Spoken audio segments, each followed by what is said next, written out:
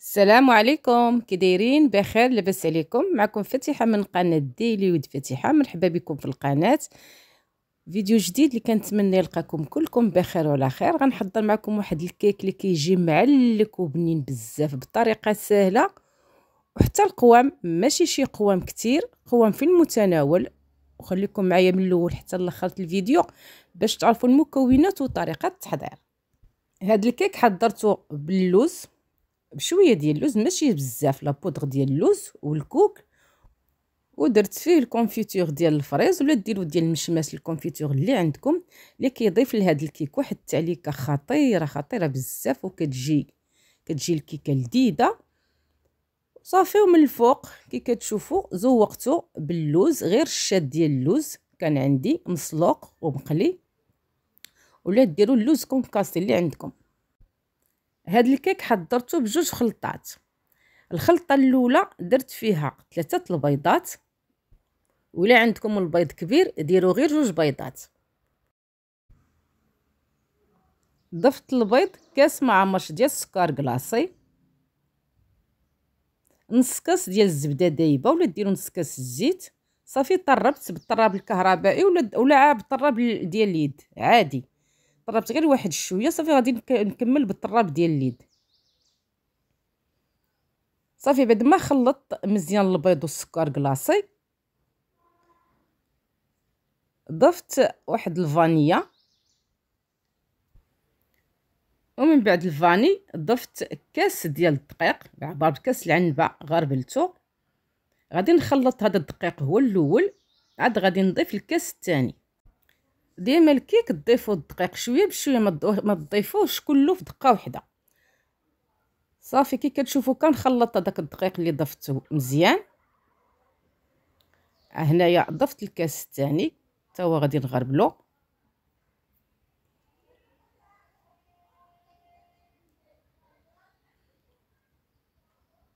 وضفت 2 باكيات ولا 2 ساشيات ديال الخميرات الحلوه. صافي غادي نغربلهم وغادي نعاود نحرك من جديد.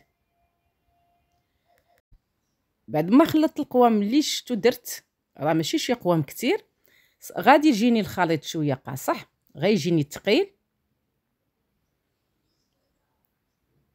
وغادي نضيف ليه في الاخر كاس ديال الحليب.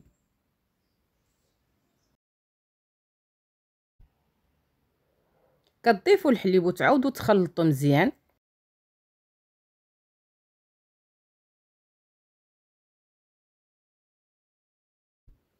ولا تضيفوا كاس ديال الماء اللي عندكم الحليب ضيفوا الحليب، ما عندكمش الحليب ضيفوا غير كاس ديال الماء. صافي كي كتشوفوا كنعاود نخلط مزيان. الخليط راه هو تطلق، وغادي نعاود نضيف في الاخير نص كاس ديال الكوك. غادي نخلط ندخل الكوك صافي، وغادي نخلي الخليط على جنب، وغادي ندوز نخلط الخلطه الثانيه. بالنسبه للخلطه الثانيه غادي ندير فيها 2 بيضات،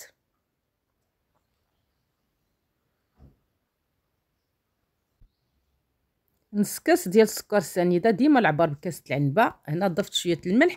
الخلطه الاولى نسيت الملح راني زدتو. غادي نضيف الخلطه الاولى شويه الملح وغادي نعاود نحرك.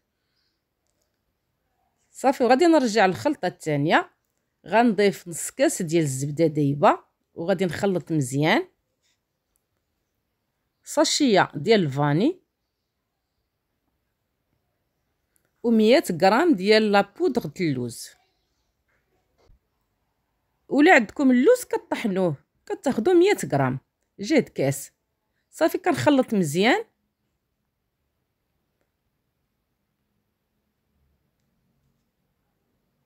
وضفت نص كاس ديال الدقيق اللي غادي نغربلو،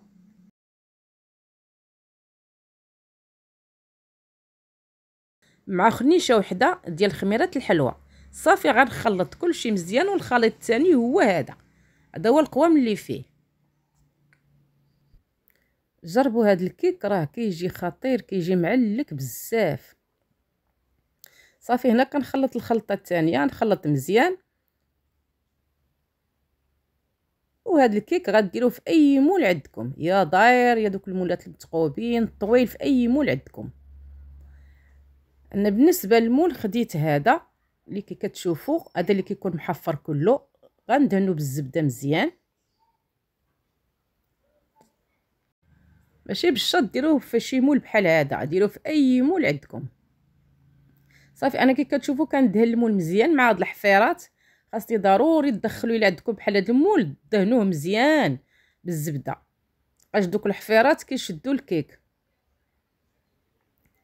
انا كاع ما نكذبش عليكم، انا هاد لي مول كاع ما ندي معاهم الصراحه، انا ندي مع لي مول سامبل ما كيمحنش، كتخوي فيه الكيك داني الزبده، دانيه بالزبده كتصبي فيه الكيك، ملي كيطيب دغيا كتصبيه منه. هاد لي مول هكا لا، هادو كيشدوا الكيك، ملي كيطيب الكيك صعوبه باش تخرجي منه الكيك. صافي الطبقه الاولى، الخلطه الاولى اللي صاوبت في الاول غادي نصبها هي الاولى. كي كتشوفوا الخليط مع داك الكوك اللي درت ليه نص كاس من خليته على جنب، راه شويه تقلو، لاني ما تخافوش راه كيجي الكيك روعه روعه روعه بزاف. ومن بعد ما كملت الخليط صبيته كله، خديت الكونفيتور كي قلت لكم انا هنايا دات ديال الفريز. ديروا اي كونفيتور عندكم، هذا الكونفيتور الدور ديالو كيزيد كيضيف التعليكه للكيك. وإلا بغيتو الكونفيتور الفريز يبان لكم وسط الكيك يجي لونه احمر، ضيفوا له الملون الاحمر. انا ما ضفتش الملون، انا غرضي من الكونفيتور هو يعلك ليا الكيك. ومن بعد من فوق الكونفيتور صبيت الخليط الثاني، الخلطه الثانيه اللي خدمت معكم باللوز، غادي نغطي الكونفيتور كله. هنا راني ديجا مشعله الفرن كنسخنو مزيان. صافي غندخل الكيك، وبعد ما غندخلو غادي نقص النار متوسطه، ما تخليوش النار مجهده، ونخلي الكيك يطيب على خاطرو. انا كنشعل الفران غير من التحت، من الفوق لا.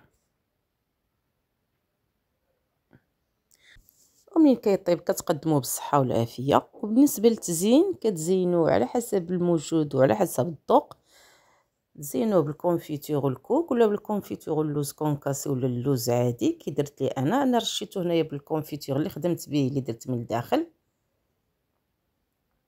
كي كتشوفوا الكيك كيجي معلك صافي، ورشيته هنايا بلويزات كانوا عندي مقليين، مسلوق اللوز مسلوق ومقلي. هذا هو الشكل النهائي ديال الكيك اللي خدمت معكم اليوم، وكي قلت لكم كيجي خطير، واحد الكيك واعر. جربوه غادي يعجبكم بزاف. ولا عجبكم الفيديو ما تنساوش لايك وواحد الكومونتير زوين بحالكم، وخليتكم في راحه الله الى فيديو جاي مع وصفه جديده ان شاء الله.